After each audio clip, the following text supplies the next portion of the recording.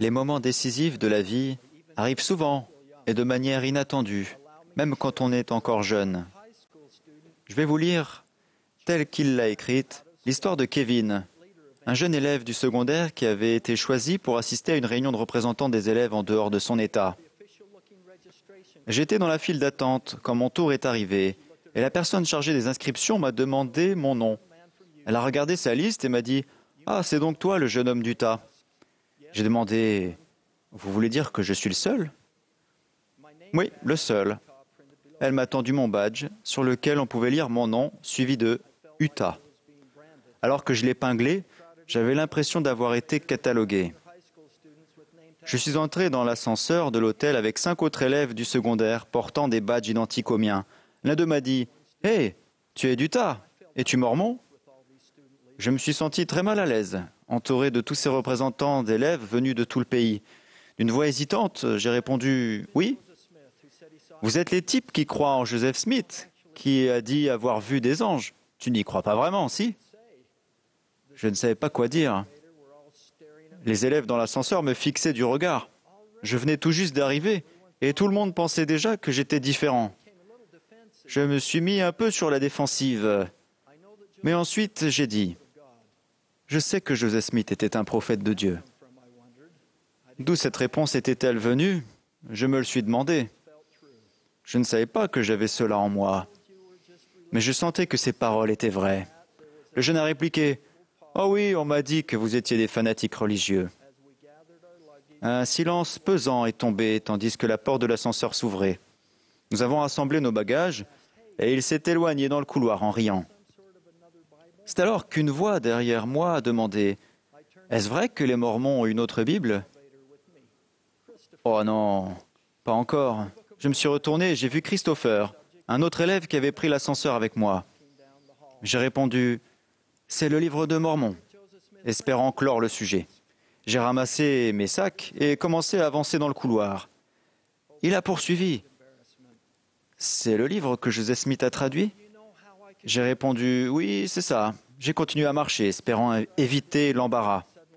« Et tu sais comment je pourrais en avoir un exemplaire ?» Tout à coup, une écriture que j'avais apprise au séminaire m'est venue en tête. Je n'ai point honte de l'évangile de Jésus-Christ.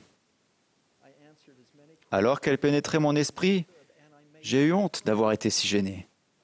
Cette écriture ne m'a pas quitté de toute la semaine. J'ai répondu à autant de questions que possible sur l'Église et me suis fait beaucoup d'amis. J'ai découvert que j'étais fier de ma religion. J'ai donné un livre de Mormon à Christopher. Plus tard, il m'a écrit pour me dire qu'il avait invité les missionnaires à venir chez lui. J'ai appris que je ne dois pas avoir peur de rendre témoignage. Le courage de Kevin pour témoigner m'inspire. Chaque jour, des membres fidèles de l'Église du monde entier manifestent ce même courage. Tandis que je vous fais part de mes réflexions, réfléchissez à ces 4 questions. Est-ce que je sais et comprends ce qu'est un témoignage? Est-ce que je sais comment le rendre? Quels obstacles me retiennent de le faire? Et que fais-je pour garder mon témoignage? Votre témoignage est un bien très précieux, souvent associé à des sentiments spirituels chaleureux. Ces sentiments nous parviennent souvent de manière discrète et sont décrits comme étant un murmure doux et léger. C'est votre croyance ou connaissance de la vérité reçue sous la forme d'un témoignage spirituel par l'influence du Saint-Esprit. Obtenir ce témoignage changera ce que vous dites et votre façon d'agir. Les éléments clés de votre témoignage, confirmés par le Saint-Esprit, sont que Dieu est votre Père céleste et vous êtes son enfant. Il vous aime. Jésus-Christ vit. Il est le Fils du Dieu vivant, votre Sauveur et Rédempteur. Joseph Smith est un prophète de Dieu, appelé pour rétablir l'Église de Jésus-Christ. L'Église de Jésus-Christ des saints des derniers jours est l'Église rétablie de Dieu sur la terre. L'Église rétablie de Jésus-Christ est dirigée aujourd'hui par un prophète vivant. Vous rendez témoignage lorsque vous parlez de vos sentiments spirituels avec d'autres personnes. En tant que membre de l'Église, vous avez l'occasion de rendre témoignage lors de réunions de l'Église ou de conversations moins formelles, en tête-à-tête avec votre famille, vos amis et d'autres personnes. Une autre manière de rendre votre témoignage est en vous comportant dignement. Votre témoignage en Jésus-Christ n'est pas simplement ce que vous dites, c'est ce que vous êtes. Chaque fois que vous témoignez ou démontrez par vos actes votre engagement à suivre Jésus-Christ, vous invitez d'autres personnes à aller au Christ. Les membres de l'Église sont des témoins de Dieu en tout temps, en toute chose et en tout lieu. Dans l'univers numérique, les occasions de le faire, à l'aide de contenus inspirants, créés personnellement ou par d'autres, sont infinies. Nous témoignons quand nous aimons, faisons connaître et invitons, même en ligne. Vos tweets, vos messages directs et vos publications auront un sens plus élevé et plus sain lorsque vous utiliserez aussi les réseaux sociaux pour montrer comment l'Évangile de Jésus-Christ façonne votre vie. L'un de ces obstacles peut être le fait de ne pas savoir quoi dire. Quels obstacles me retiennent de rendre témoignage? L'un de ces obstacles peut être le fait de ne pas savoir quoi dire. Matthew Colley, un apôtre des débuts de l'Église, a raconté cette expérience qu'il a vécue à l'âge de 17 ans, lorsqu'il est parti pour une mission de 5 ans en Nouvelle-Zélande.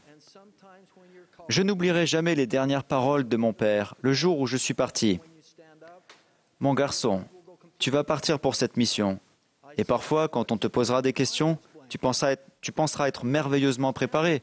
Mais quand tu te lèveras, ton esprit sera complètement vide. » J'ai demandé, « Que devrais-je faire lorsque mon esprit sera vide ?»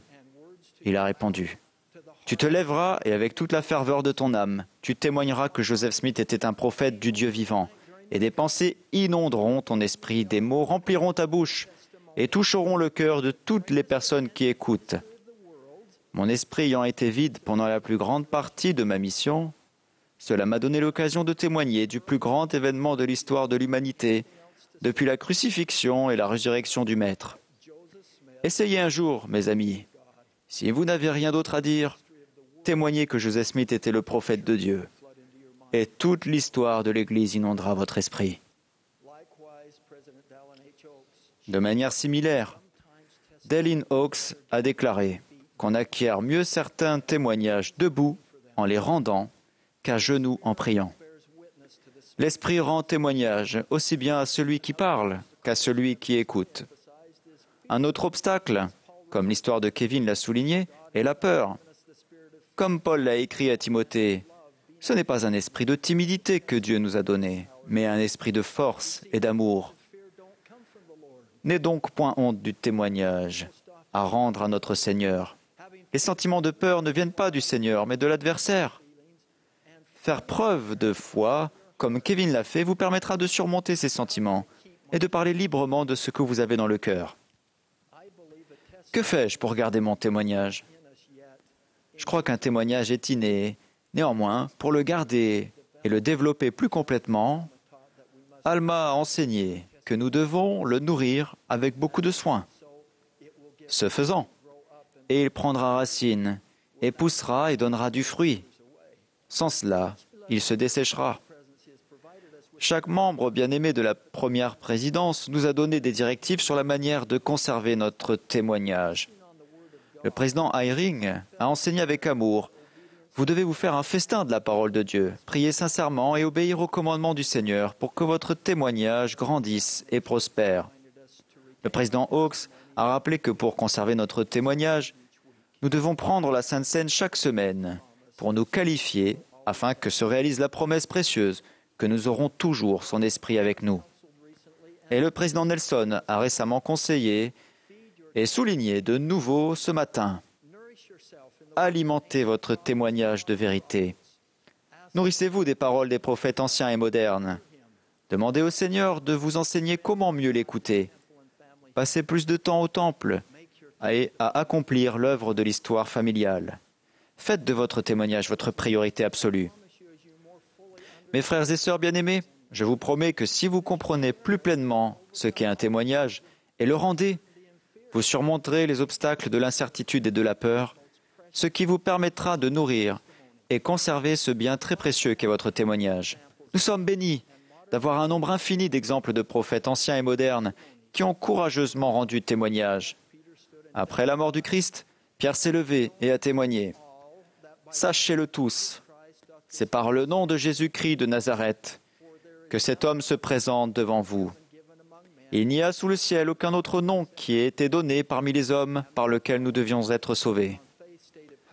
Faisant suite au sermon d'Alma sur la foi, Amulek a déclaré avec puissance « Je vais vous témoigner par moi-même que ces choses sont vraies. Voici, je vous dis que je sais que le Christ viendra parmi les enfants des hommes et qu'il expiera les péchés du monde, car le Seigneur Dieu l'a dit. » Joseph Smith et Sidney Rigdon, après avoir vu en vision la gloire du Sauveur ressuscité, ont témoigné.